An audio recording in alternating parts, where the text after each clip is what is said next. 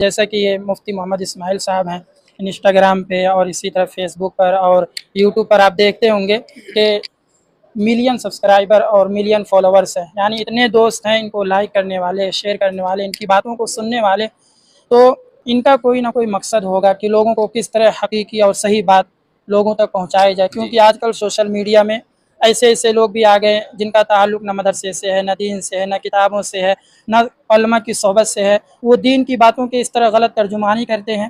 تو اسی کے تحت ہم نے بھی اپنا ایک آفیشیل چینل نصیب اللہ المظاہری کے نام سے بنایا ہے.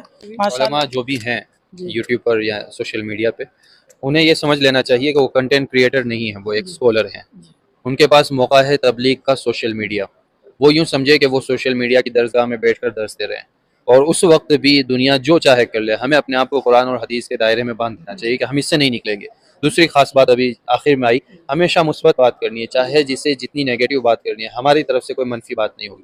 یہ دو وہ اصول ہیں کہ جس سے خود علماء کرام کی جو سوشل میڈیا پہ ان کی حفاظت بھی ہو جائے گی، اور علماء تک ایک پازیٹیو پیغام پہنچے گا جو آج وقت کی بہت بڑی ضرورت ہے.